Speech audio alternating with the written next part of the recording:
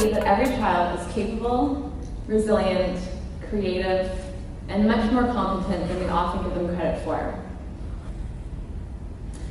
I have learned, however, how a child's potential can be destroyed, elevated, simply by decisions to include them from their own learning or isolate them. I am not an expert, as I'm constantly continuing to grow and learn as a teacher, but I do have some experiences to share with you that will hopefully inspire you. It might scare you, that could happen too. Working with underprivileged children had always been my dream.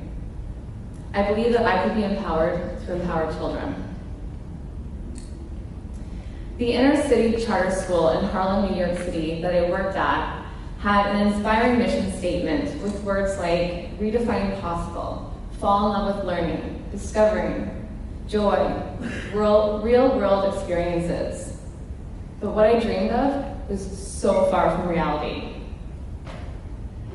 Does this, or this,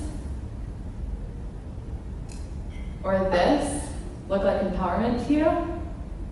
These are actual photos of my students that I taught in Harlem. This was my first year teaching Harlem in kindergarten. The teachers were told how to teach, and the children were told how to learn. Teachers were told to study and memorize tests, lesson plans. Every teacher was told to say the same teaching point the same way 5 different times during every lesson. The 5-year-olds were told to repeat the teaching point. 5-year-olds were given homework tasks to complete each week. This would often be how a child's day would end in a class.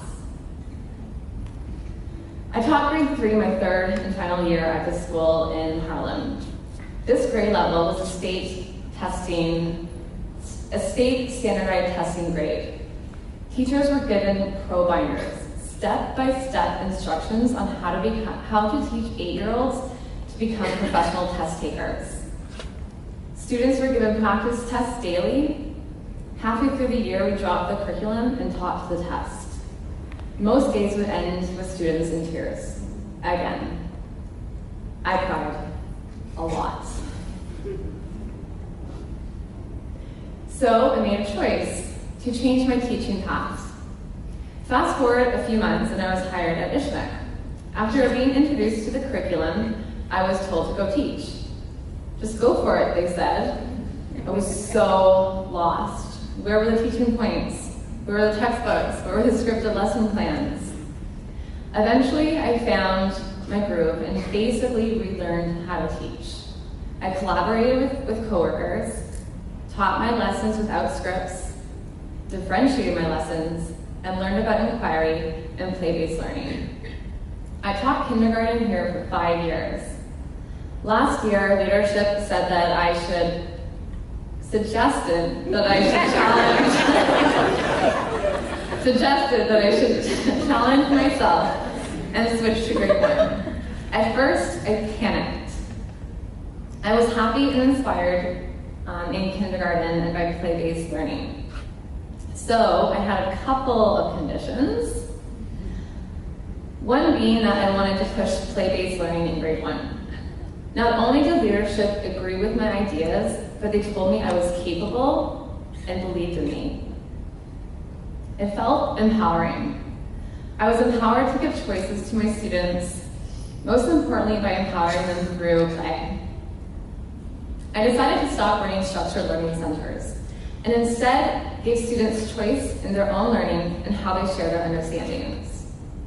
If a student needed more time to write than their peers, I didn't interrupt them. I released structures that impeded growth. Learning was centered on students' abilities, interests, and ideas. Upon reflection, I realized how parallel my empowerment was as a teacher was to my ability to empower my students. Leadership did not tell me how to teach.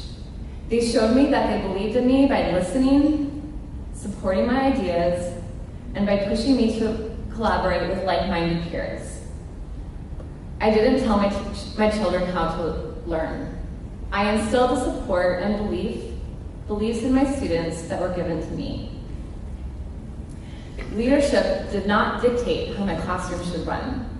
They helped me reflect on how I wanted it to feel by offering tools and resources that inspired me.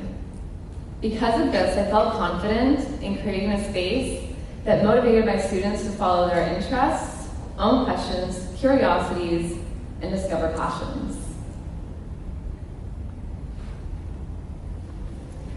I truly had one of my aha moments last year in one of our first units of inquiry that focused on community. After researching side by side with my students, I felt they were more than capable of setting up their own community within the classroom.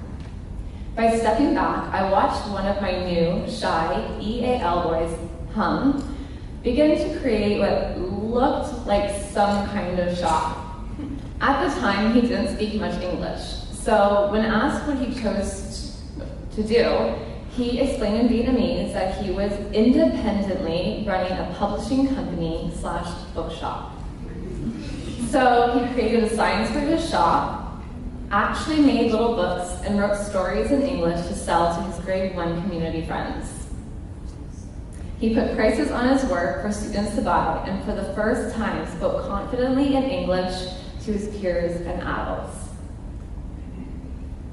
Then there was my little Natsumi, also an EAL student who seemed to have many interests, but wasn't quite sure what she wanted to do. I watched how she naturally joined another student who was very confident in his magic show performances. He completely accepted her presence and help.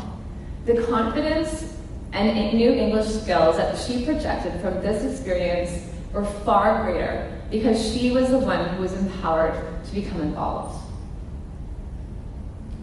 Literacy, math, and inquiry were all happening authentically and without much teacher intervention.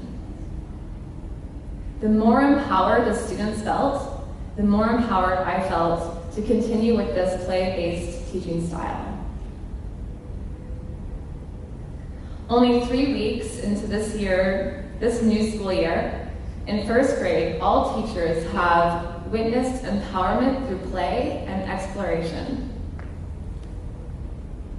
This has led to natural cooperation and has built our students' social skills in authentic ways. They are also empowered to develop relationships with others based on common interests.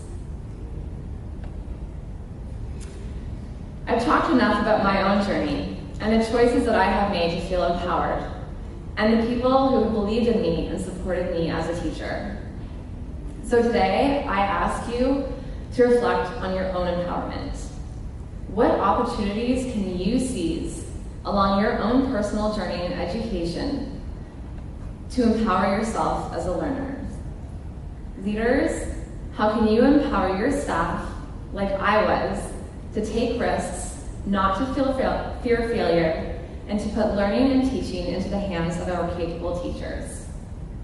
Teachers, how can you empower your students, like I did, to take risks, not to fear failure, and to put learning into the hands of our clearly capable students?